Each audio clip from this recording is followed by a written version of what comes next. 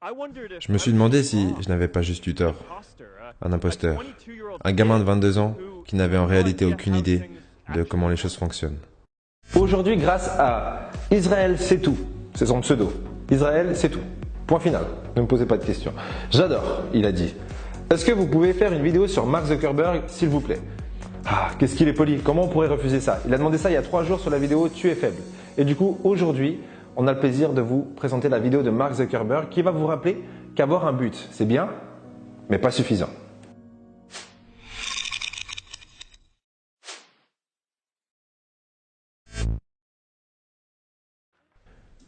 Aujourd'hui, j'aimerais parler du fait d'avoir un but.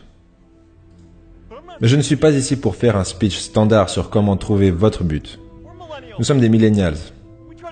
On essaie de faire ça instinctivement. Au lieu de ça, je suis ici pour vous dire que de trouver votre but n'est pas suffisant.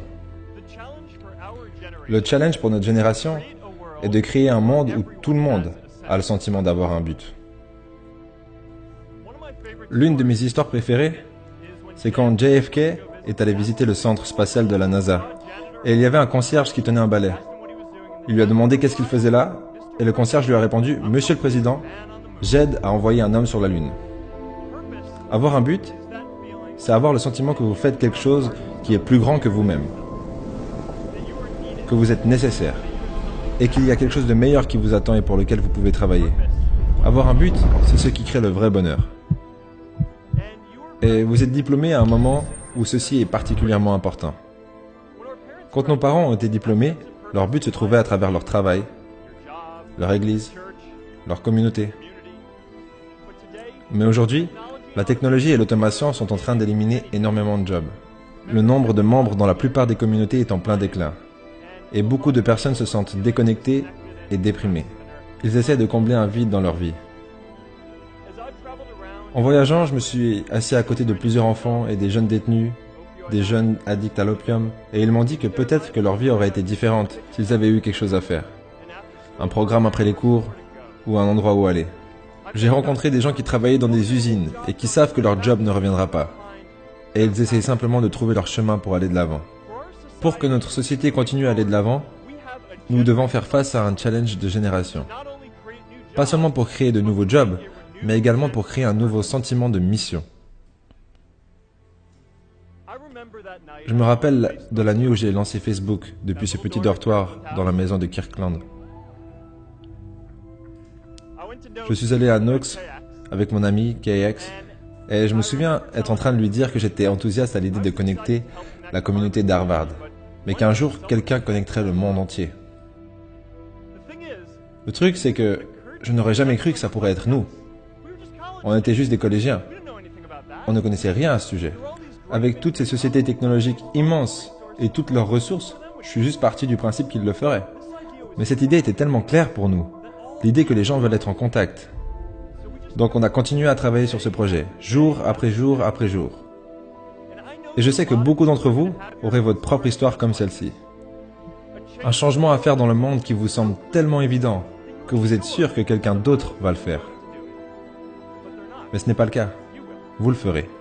Il y a un peu un phénomène de mode chez les entrepreneurs actuellement, c'est de viser super haut. Et d'ailleurs ça je l'encourage, il n'y a pas de souci. Mais il faut bien prendre en considération tout ce que ça veut dire. Du coup, beaucoup d'entrepreneurs veulent devenir le prochain Mark Zuckerberg. Mais il faut savoir que Mark Zuckerberg n'est pas devenu Mark Zuckerberg en voulant être Mark Zuckerberg. Ni en voulant créer la plus grosse société qui soit. Il avait juste un problème qui l'obsédait. Et du coup, il cherchait une solution pour ce problème. Et un business, en fin de compte, c'est ça. Résoudre un problème pour une personne, 2 personnes, 1 million de personnes. Et du coup, si vous voulez vraiment taper haut, viser haut et toucher un maximum de personnes, il va falloir trouver un problème qui concerne la planète entière et trouver une solution pour ce problème. Du coup, bien sûr, dès qu'on dit ça, ça paraît plus compliqué et vous vous sentez moins concerné. Et c'est là tout le problème. Vous êtes concerné. Et vous pouvez soit rejoindre une entreprise ou un groupe de personnes qui travaillent sur un gros projet, ou lancer un gros projet si vous avez les capacités de trouver les bons éléments. Mais ce n'est pas suffisant d'avoir son but. Vous devez également créer un sentiment de mission pour les autres. Et j'ai compris ça à la dure. Vous savez, mon but n'a jamais été de créer une société. Je voulais avoir un impact. Et avec tous ces gens qui commençaient à nous rejoindre, j'en ai conclu que c'est ce qu'ils voulaient aussi. Et du coup, j'avais jamais vraiment pris le temps d'expliquer ce que je voulais vraiment créer. Après environ 2 ans, de grandes sociétés voulaient nous racheter. Je ne voulais pas vendre. Je voulais voir si on arrivait à connecter plus de gens. Et on était en train de créer la nouvelle version du fil d'actualité en ce moment. Je me disais, si on peut juste lancer ça, ça pourrait changer la façon dont on a de se tenir informé de ce qui se passe dans le monde. Mais presque tous les autres voulaient vendre. S'il n'y a pas un plus grand but derrière tout ça, c'était le rêve de toute start-up qui venait de se réaliser pour nous. Mais ça a dessoudé l'entreprise. Après une conversation très tendue, un de mes conseillers les plus proches m'a dit que si je n'acceptais pas de vendre cette société maintenant, je regretterais cette décision pour le reste de ma vie. Les relations sont devenues tellement froides qu'après environ 1 année, toutes les personnes de notre équipe de management étaient parties. Ça a été le moment le plus dur pour moi chez Facebook. Je croyais en ce qu'on faisait, mais je me sentais seul. Et le pire, c'est que c'était de ma faute. Je me suis demandé si j'avais pas juste eu tort. Un imposteur. Un gamin de 22 ans qui n'avait aucune idée de comment les choses fonctionnent réellement. Maintenant, des années plus tard, je réalise que c'est comme ça que les choses fonctionnent quand il n'y a pas un sens de mission. Donc c'est à nous de le créer, pour que nous puissions tous aller de l'avant, ensemble. Et aujourd'hui, j'aimerais parler de 3 façons à travers lesquelles nous pourrons créer un monde où chacun aura le sentiment de faire partie d'une mission. En attaquant des gros projets qui servent réellement à quelque chose ensemble. En redéfinissant une qualité pour que tout le monde ait la liberté de suivre son propre but. Et en construisant des communautés, partout dans le monde. Pour commencer, parlons des gros projets qui font la différence. Notre génération va devoir faire face à des milliers de jobs qui seront remplacés par l'automation, comme les voitures et les camions sans conducteur. Mais nous avons le potentiel de faire tellement plus que ça. Toutes les générations ont leur travail à faire. Plus de 300 000 personnes ont travaillé ensemble pour envoyer un homme sur la Lune, y compris le concierge. Des millions de volontaires ont immunisé des enfants contre la polio autour du monde. Et des millions d'autres personnes ont créé le barrage d'Hoover. Et plein d'autres projets exceptionnels. Et maintenant, c'est au tour de notre génération de réaliser des choses exceptionnelles. Maintenant, je sais, vous vous dites probablement, mais je ne sais pas comment construire un barrage. Je ne sais pas comment rassembler 1 million de personnes pour quoi que ce soit. Alors, laissez-moi vous donner un secret. Personne ne sait quand il commence. Les idées n'arrivent pas entièrement formées. Elles deviennent uniquement claires lorsque vous commencez à travailler dessus. Tout ce que vous avez à faire, c'est commencer. Contrairement à ce qu'on pourrait croire et ce qu'on nous laisse paraître dans les films, être entrepreneur, ça consiste pas à avoir une bonne idée et devenir millionnaire.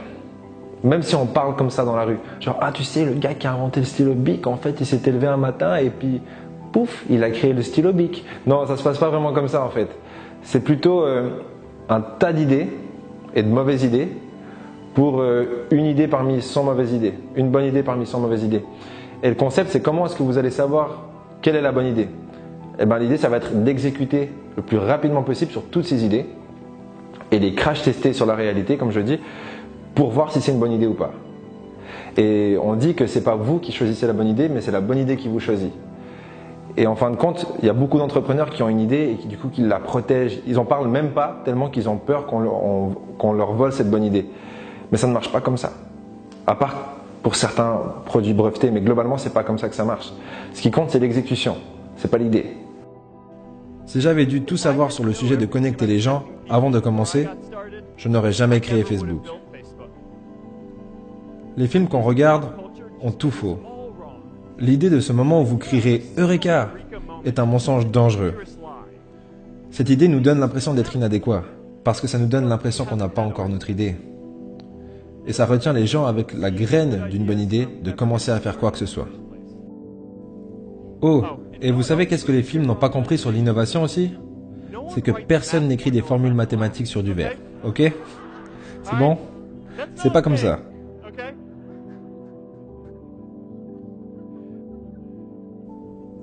C'est peut-être bien d'être idéaliste, mais soyez préparés à être incompris. Je vais vous raconter une histoire de malade. Et c'est vrai. En fait, ce concept que vous voyez maintenant avec les vidéos qu'on traduit pour vous, il a failli ne pas exister. Pourquoi?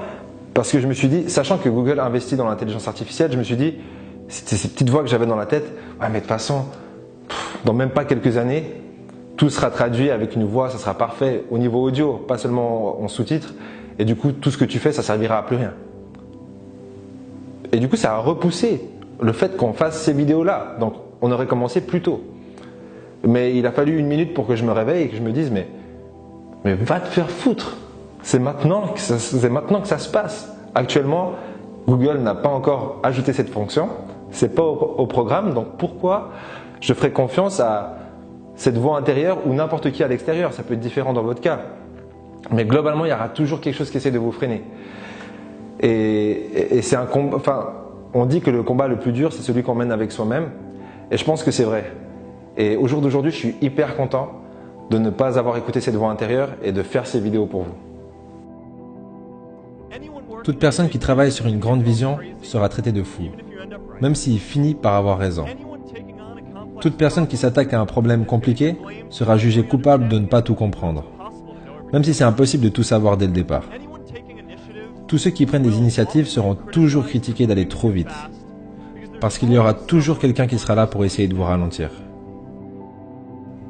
Dans cette société, nous n'osons souvent pas attaquer des grandes choses parce que nous avons trop peur de faire des erreurs. Alors nous ignorons toutes les choses qui ne vont pas aujourd'hui et ne faisons rien. La réalité est que tout ce que nous faisons aujourd'hui créera des problèmes dans le futur. Mais cela ne nous empêchera pas de commencer.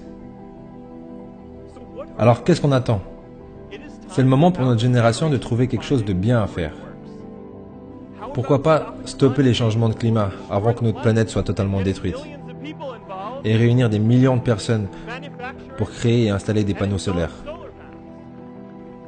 Pourquoi pas stopper toutes les maladies et impliquer les gens à être volontaires en leur demandant de partager leurs informations de santé et leur génome? Vous savez, aujourd'hui, notre société passe 50 fois plus de temps à traiter les gens qui sont malades que de temps à trouver des cures pour que les gens ne tombent pas malades en premier lieu. Ça n'a aucun sens. On peut régler ça. Pourquoi pas moderniser la démocratie pour que tout le monde puisse voter en ligne? Et pourquoi pas personnaliser l'éducation pour que tout le monde puisse apprendre? Ces accomplissements sont tous à notre portée. Occupons-nous de tout ça d'une façon qui apportera un rôle à chacun d'entre nous dans cette société. Faisons de grandes choses, pas uniquement pour créer le progrès, mais pour avoir un but. Ne quittez pas cette vidéo si vous voulez découvrir quel sera notre prochain épisode. Juste avant de découvrir cet épisode, dans la description, comme d'habitude, il y a le livre Motivation, kit de survie, tuer le confort, votre vie en dépend, et ça vous aidera à mettre en pratique les conseils que vous avez dans ces vidéos. On découvre sans plus attendre quel sera notre prochain épisode. Donc s'attaquer à de gros projets qui ont un réel sens est la première chose que l'on peut faire pour créer un monde où tout le monde aura le sentiment d'avoir une mission. La deuxième chose est